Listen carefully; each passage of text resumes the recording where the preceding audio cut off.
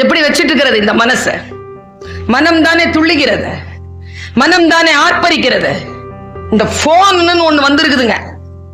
நான் செல்லமா அதை கொல்லிக்கட்டேன்னு கூப்பிடுவேன். நமக்கு நாமே வச்சுக்கிற தீ அர்த்தம் வைக்கவே வேணாம். முதல்ல எல்லாம் போன் வந்தா எல்லாரும் கும்பலா வீட்டுக்குள்ள ஓடி போவோம், ஏன்னா லேண்ட்லைன். இப்போ போன் வந்தா ஆமா தெரிச்சு வெளியில ஓடுறோம். டவர் இல்ல, திருட்டுத்தனம் சார், வெளில ஓடுறோம். நான் இது பல நேரங்கள்ல சொல்லி இருக்கிறேன். இங்க இளைஞர்கள் நிறைய பேர் வந்திருக்கிறீங்க. எப்பா நான் ஒண்ணு சொல்றேன், உங்க மேல மட்டும் குற்றம் இல்ல.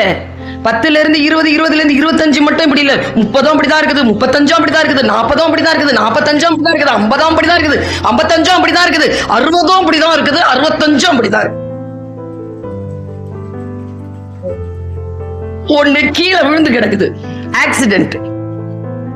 நான் நேரா போய் அந்த பிள்ளையை எடுத்து ULV மாதிரி கிடக்குது ரோட்ல. அதோடைய பேக் இருக்குது, காலேஜ் படிக்கிற பொண்ணு இப்படியே கிடக்குறா, மூச்சு வாங்குது. போனை கொடுன, போன் கொடு, உனக்கு என்ன போன் கொடுத்தா என்ன? அவளை மீறி அந்த பேக்கை திறந்து போனை எடுத்தோம் பாருங்க, வலியை விட அதிர்ச்சிங்க கண்ணுல. அப்பாவை கூப்பிடணும், அம்மாவை கூப்பிடணும், தர பாஸ்வேர்டு போட்டு வச்சிருக்கிறாங்களே. எப்பா இந்த சூனியக்காரங்க இந்த ஒரு சக்கரம் போட்டு வச்சிருப்பாங்க தெரியுமா கண்மணினா?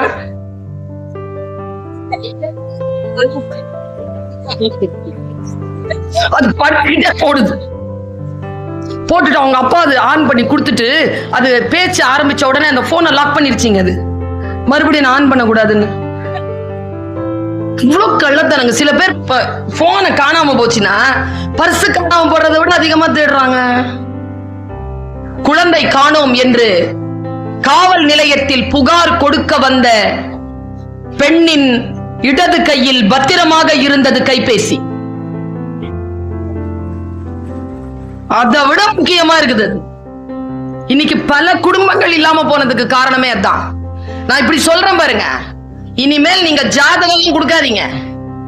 கல்யாணம் பொண்ணுக்கும் கல்யாணம் பையனுக்கும் நடுவுல ஜாதகம் பரிமாறிக்காதீங்க. இவன் போனை அவகிட்ட ஒரு 3 நாள் கொடுங்க, அவன் போனை இந்த பொண்ணு கிட்ட ஒரு 3 நாள் கொடுங்க, விளங்கிரும், கல்யாணம் நடந்துரும். நம் வாழ்க்கையில் நமக்கு அவசியமில்லாத பல விஷயங்களை இதோ அந்த செல்போன் மூலமாக நமக்கு வந்து சேர்ந்து கொண்டிருக்கக்கூடிய அந்த சாத்தான்களை எதிர்க்க வேண்டும் என்றால் நல்ல நூல்களின் பக்கம் நம்முடைய கவனம் திரும்ப வேண்டும்.